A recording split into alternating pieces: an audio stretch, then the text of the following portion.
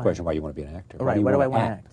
It was my first entry into show business was acting. The only formal study I've ever had in my entire life has been acting.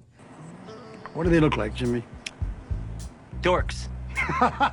They look like a couple of dorks. Ha ha ha, you're closed, motherfucker. Flashy scenes, snappy dialogue, and of course chaotic action scenes are all the things that made Quentin Tarantino one of the most entertaining directors of our time. We all know his deep passion for movies and knowledge of cinema is what drove him to become the filmmaker known today. But what some may not know is that for Tarantino, being a director wasn't the original plan. You don't want people to think I do these cameo things or I play with acting as a kind of fun thing. You want to say, I can do this. That's exactly true, yeah. His first few roles were just him messing around in his and his friends' films that have now been mostly destroyed, with only a few scenes surviving. Because he's getting me pissed. And when I get pissed, watch out. Yeah, but I have a foot fetish, so it kind of evened itself out. However, after the success of Reservoir Dogs, he started to make small appearances in lesser-known TV series and films. That wait, is that ancient history? Or is that recent history? No. I'm actually, no, ancient. No. Are you, do I have to mingle, or, are you coming back? And while the media would usually ridicule Tarantino's acting ability, he decided to stick to it. But I'm going to keep doing it, all right? And then eventually, if the work is standing up, people will not be able to help but see the work. This dedication landed him bigger roles in Robert Rodriguez projects, starting with Desperado. You owe me $300, punta. The audience just goes crazy when he comes in. He has a great scene and then he dies immediately.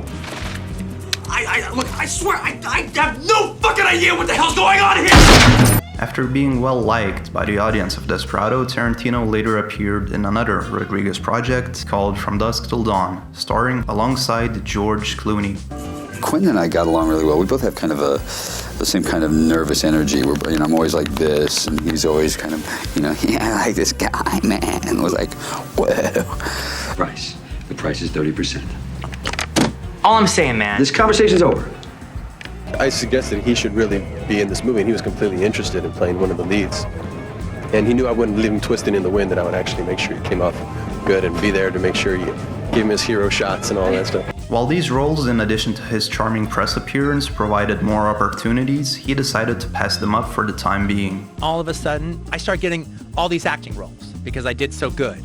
And they're like legitimate acting roles. And I got offered the main bad guy in this Western with Salma Hayek and Penelope Cruz. But at the time, I started going out with Sofia Coppola.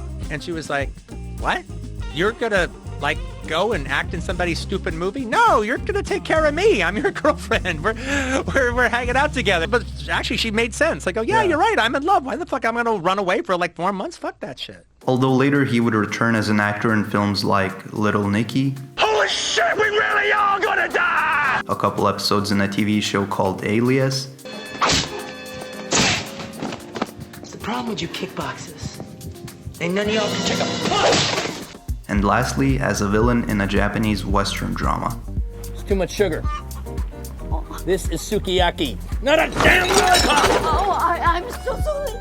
It seemed like he was eager to get back to acting, but these roles, excluding a few cameos, are his last. So what changed? Admittedly, I would have liked to have done more of that, but they just didn't seem to be in the cards. Everyone kind of jumps on it when I do anything like that, but also, time has kind of passed. I don't want to be on somebody's stupid movie. There was a time, but that time has passed. Right. I've got a wife and a son. I can't spend 9 hours a day on your stupid fucking movie. I get it. No, I get it completely. And while the acting side of Tarantino is rarely mentioned compared to his directorial accomplishments, it is still interesting to see how much of an impact it had on shaping his overall career. That's good to know. I hope you guys enjoyed this video. If you did, subscribe for more, and I'll see you in the next one.